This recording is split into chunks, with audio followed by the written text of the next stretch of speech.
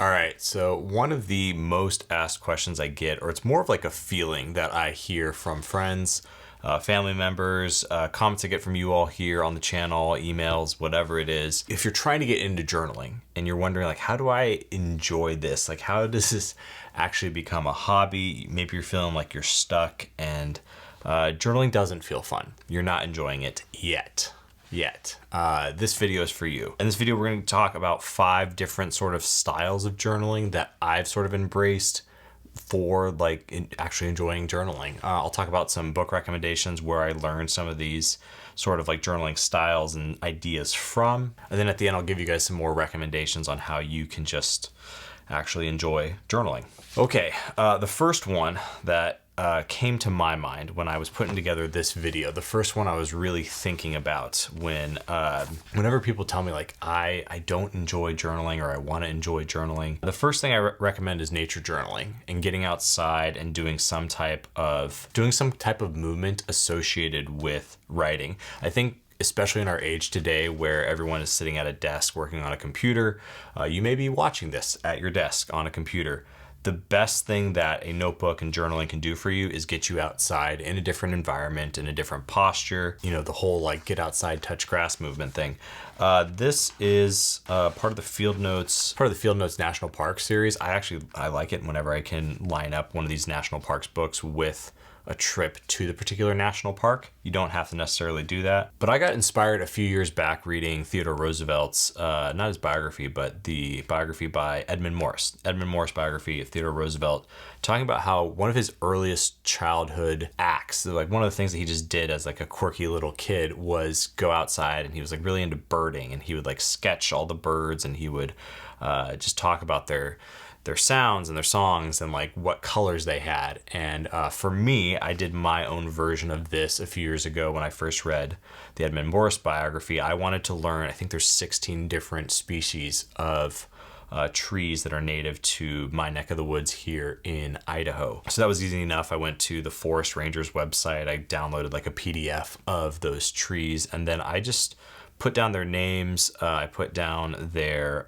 like descriptions of like what I was looking for, and then I would go out in the forest, look for these different trees and see if I could identify them. I got a little bit better at it, not much, but that was a really fun way to get me outside with a notebook, pen and paper, just not even thinking about it, and just having this task and this fun adventure. I think a couple other good recommendations if you want to get into like nature journaling in particular is go back and read Henry David Thoreau's Walden. That's a great one. Another one is St. Francis of Assisi's biography. Just finished that by G.K. Chesterton, the saint himself of just all things being out in nature. And yeah, I think the best thing that you can do to really enjoy a notebook is to take it outside, take it to a park, take it to a national park, a forest, wherever you are. The chances are you have within striking distance of you some natural area where you probably don't know all the species of birds and trees, and is that pond man-made or natural. I think that's just one of the best practices you can have when starting a notebook. It gives you a subject to write about, it gives you something to learn about, and most of us, I know myself, are not nature specialists, but this can at least turn you into a nature hobbyist. So the second sort of journaling technique to enjoy journaling is to not necessarily write about yourself. It's to write to other people. I really like this idea of encouragement journaling, where you just sit down and you start writing to someone else. Sometimes you can even do that in the voice or language of someone who you admire. I've really been enjoying reading San Jose Maria Escrivá's book, God and Daring, or the biography of him, where he was surviving, hiding, and then eventually escaping the communist zone in Spain in the 1930s. And it wasn't just that he was like it wasn't every man for himself. He was trying to encourage the people he knew, the friends that he had all over Spain. And I talked a lot about this in a previous video on different journaling methods for getting mental clarity.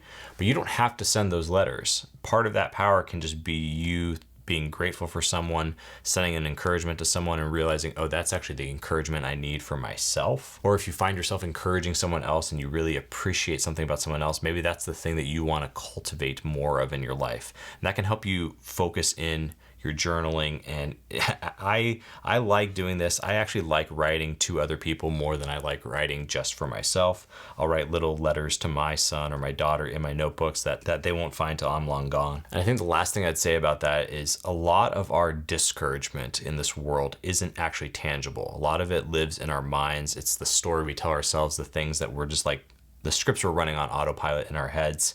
And by making your encouragement tangible, whether that's to someone else or writing something to yourself, that just defeats like discouragement so quickly. So I think that's a secret weapon to journaling, is it doesn't have to be all about yourself. It actually shouldn't be all about yourself.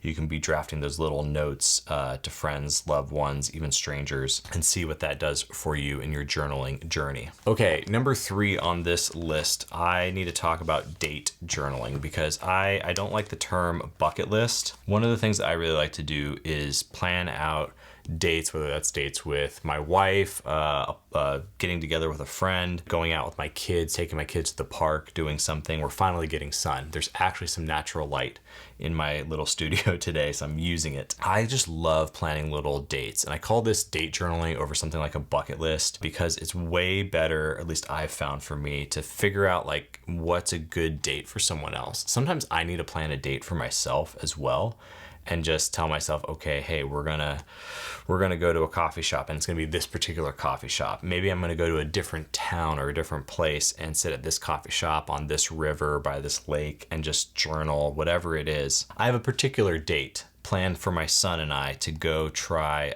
some new seasonal ice cream flavors at our local little ice cream shop. Little things like that. Date journaling for me is one of the things I enjoy most about my journaling habit and routine. A lot of it is on the fly, and you see that I use these like pocket notebooks. Both of these are from Paper Republic. I have some field notes in here. I have some other like pocket-sized notebooks that I'll put in here. But right now, at least this past week, I've been using both of these a lot. But just having a pocket notebook on the go allows me to write down these little date ideas. Or like if I think of someone and I'm like, oh, that's right, yeah, I gotta go like get together with this person or see this friend. Just thinking through like what would I want to do with that person. All of that is like very special, very thoughtful, and it will make journaling delightful for you. Okay, number 4 in this sort of enjoyment journaling prescription that we have going on here. This is I think one that caught me off guard when I like first thought of putting this in here. But I started keeping this specifically for adoration and mass, and just something that I would take with me. I just dedicated basically this little notebook that's inside of this bigger notebook system to writing about like my faith and like thoughts on like prayer and just little like liturgies and like little songs, and actually writing out the sanctus so I can pronounce it correctly in Latin, little things like that. I had a conversation with my grandmother a few days ago, and I think my grandmother still watches some of these videos. Shout out to my grandmother.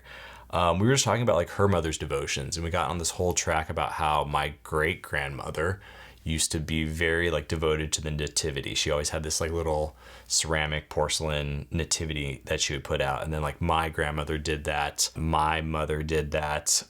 It's something that I've started doing now more.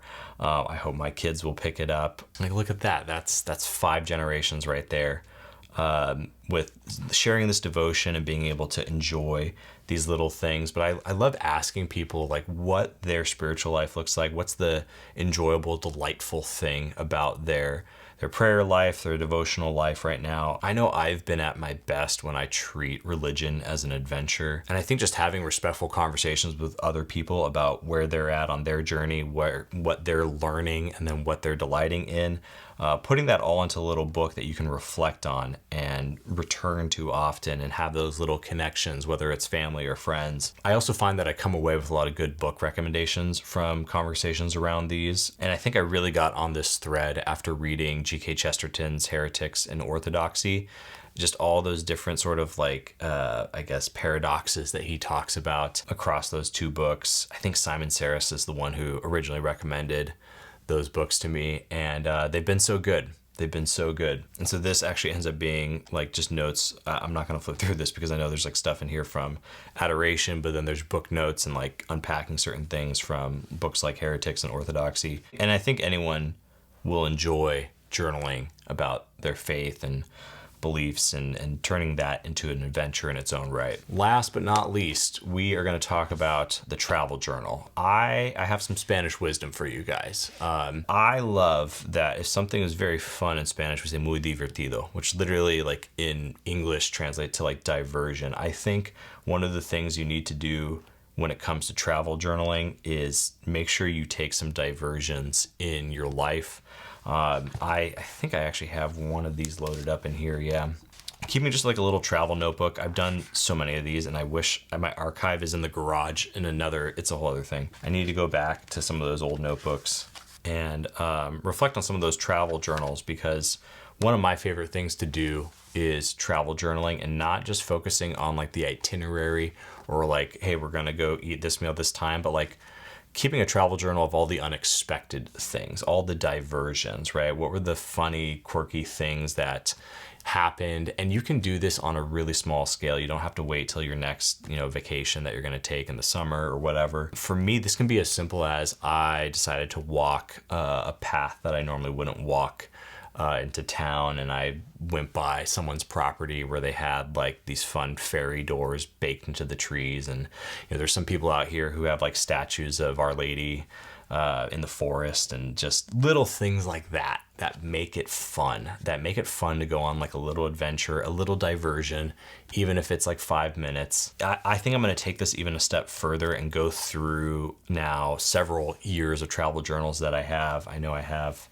Do I have some on the desk right now? I have a few little ones, but going through some of the old travel journals and putting together a commonplace book of all the funny like diversions that I've had just traveling over the last decade and being able to revisit those. I specifically came across a memory the other day about being in Mexico City and walking, oh man, I think we were south of La Reforma. South of Roma, definitely. And there was just someone in a T-Rex costume dancing in the street. And I don't know why that made me laugh and brought me so much joy. I was with my buddy Oscar. Shout out to my buddy Oscar. That's a great way to like think about like, you don't have to take this super seriously. You don't need to find like a commonplace book of all the greatest philosophy quotes ever. I mean, that could be a fun adventure for you. That might be high stress for someone else. Sometimes just putting together a commonplace book of all the fun, quirky diversions you've experienced traveling, and then even if that book is only like a third of the way full or 30% full, whatever it is, knowing you have that book, and when you get the opportunity to add something to that for your next travel, it's little things like that